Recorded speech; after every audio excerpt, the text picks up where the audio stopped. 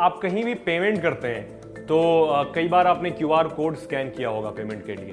तो हर जगह इन दिनों क्यूआर कोड होता है जहां आपको पेमेंट करना होता है, चाहे चाय की टपरी हो या फिर बड़े से बड़े मॉल में चले जाएं, आपको एक ऑप्शन पेमेंट का होता है जहां आप क्यूआर कोड स्कैन करके पेमेंट करते हैं और ये काफी इजी और लेजिटिमेट तरीका है। बट जो स्कैमर्स हैं इसी क्यूआर कोड को यूज करके मैनिपुलेट करके लोगों को ठग रहे हैं काफी तेजी से। इनफैक्ट लास्ट मंथ ही एफबीआई ने जो यूएस की एक बड़ी इन्वेस्टिगेटिव एजेंसी है उसने एक एडवाइजरी जारी की थी जिसमें एफबीआई ने बताया था कि क्यूआर कोड स्कैम काफी तेजी से बढ़ रहा है और उससे बचने के लिए आपको क्या करना चाहिए। तो मैं आपको सबसे पहले तो ये बता दूं कि क्यूआर कोड स्कैम हो किस तरीके से रहा है, मोड ऑफ ऑपरेशन क्या है इनका स्कैमर्स का। तो स्कैमर्स क्या करते हैं कि आप कहीं भी जाएं तो क्यूआर कोड आपको दिखता है, कहीं चिपका हुआ होता है, कहीं रखा होता है। तो क्यूआर कोड को मैनिपुलेट करना काफी इजी है। उसमें छोटा सा कोई स्टिकर लगा करके या फिर पूरा का पूरा कि क्यूआर कोड का स्टिकर बदल करके आराम से इसे मैनिपुलेट किया जा सकता है। और जैसे ही कोई फोन से स्कैन करता है उसे, उसका फोन हैक हो जाता है। सुनने में आपको वेग लगेगा लेकिन ये सच है, मैं बताता हूं वो कैसे। क्योंकि क्यूआर कोड पे जब आप स्कैन करते हैं तो कौन सी वेबसाइट ओपन होने वाली है ये आपको नहीं पता होता। ये बिल्कुल सरप्राइज की तरह होता है कि कौन सी वेबसाइट खुलेगी। तो जैसे ही कई बार ऐसी वेबसाइट्स को डिजाइन किया जाता है कि वो सिर्फ आपके ब्राउजर में जाकर के ओपन होने के बाद ही जो आपके फोन का डेटा है या फिर जो सेंसिटिव लॉगिन क्रेडेंशियल है वो फेच करके हैकर को भेज देते हैं वेबसाइट। कई बार ऐसा होता है कि आप जैसे वेबसाइट ओपन करने के लिए या फिर आप नॉर्मली कोई क्यूआर कोड स्कैन कर रहे हैं लेकिन आपके फोन में मैलवेयर डाउनलोड हो सकता है ऑटोमेटिकली बिना किसी चीज को क्लिक किए हुए। तो डायरेक्ट मैलवेयर भी आपके फोन में इंस्टॉल हो सकता है। तो एक बार अगर फोन में आपके मैलवेयर इंस्टॉल हो गया तो उसको हटाना तो मुश्किल होता ही है, साथ ही जो आपकी कॉल डिटेल्स हो गए, मैसेज हो गए या फिर कोई भी चैट्स हो गए वो आराम से हैकर्स के पास जा सकते हैं। यहां तक कि जो बैंक अकाउंट्स के क्रेडेंशियल होते हैं वो भी चले जा सकते हैं। ये तो हो गया एक तरीका कि मैनिपुलेट करके कहीं पे रखा हुआ है क्यूआर कोड, उसको कोई दूसरा उसके जगह पे क्यूआर कोड लगा करके कई बार साइबर क्रिमिनल्स ऐसा करते हैं। लेकिन एक और तरीका है, वो तरीका है ईमेल वाला।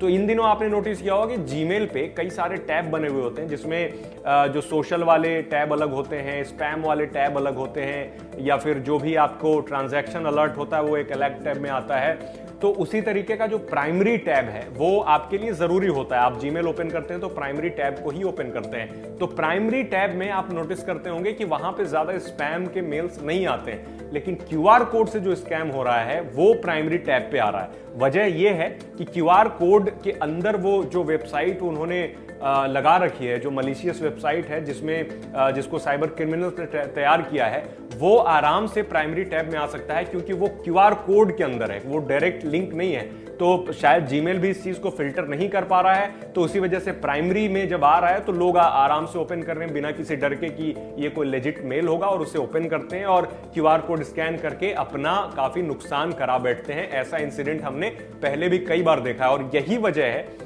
कि एफबीआई को इस चीज को लेकर के एडवाइजरी जारी करनी पड़ी कि आप क्यूआर कोड स्कैम से बचें और ये जो 3-4 बातें उन्होंने बताई हैं उनको फॉलो करें। जिनमें से एक बात ये भी है कि आप कहीं भी क्यूआर कोड स्कैन ना कर लें, पहले मेक श्योर हो लें कि वो लेजिटिमेट है या नहीं। इसी तरीके से अगर मेल पे आए या फिर मैसेज पे कोई क्यूआर कोड भेज रहा है और कह रहा है पेमेंट कर दो, आप सोचेंगे कि उसको टैप करने से पेमेंट हो जाएगा, लेकिन ऐसा नहीं है। कई बार आपके फोन में मैलवेयर भी इंस्टॉल हो सकता है। और सबसे बड़ी प्रॉब्लम यह भी है कि इन दिनों सिर्फ कैमरा ऐप ओपन करते ही क्यूआर कोड स्कैन हो जाता है और वहां पे आपको एक वेबसाइट का नाम दिखता है। तो वो भी आप देखें कि कौन सी वेबसाइट का नाम दिख रहा है क्लिक करने से पहले। किसी ऐप में डायरेक्ट क्यूआर कोड स्कैन करने से ही वो वेबसाइट लोड होने लगती है और आपको तब पता भी नहीं चलता है कि कौन सी वेबसाइट लोड हो रही है जब तक आप ऊपर टैब में यूआरएल बॉक्स में जाकर के नहीं देखते हैं। तो आप कुछ चीजों को ध्यान में रख करके क्यूआर कोड स्कैम से बच सकते हैं, क्योंकि अभी हो सकता है कि ये अर्ली हो, क्योंकि लास्ट ही मंथ वो एफबीआई ने भी एडवाइजरी जारी करी थी कि यूएस में ऐसा हो रहा है। इंडिया में भी मैंने कई इंसिडेंट्स ऐसे सुने हैं क्यूआर कोड स्कैम को लेकर के। काफी पहले, मुझे याद है 1-2 साल पहले इसे लेकर के मैंने एक वीडियो बनाया था, लेकिन अब ये चीज तेजी से फैल रही है क्योंकि बहुत सारे जो तरीके हैं हैकिंग के, स्कैम करने के, वो लोगों को पता चल रहा है, लोग अवेयर हो रहे हैं। इसी वजह से नए नए तरीके जो साइबर क्रिमिनल्स हैं वो लेकर के आ रहे हैं। तो आपको इन सब चीजों से बचना है और मैंने जो बताया उस चीज को आप फॉलो कर सकते हैं।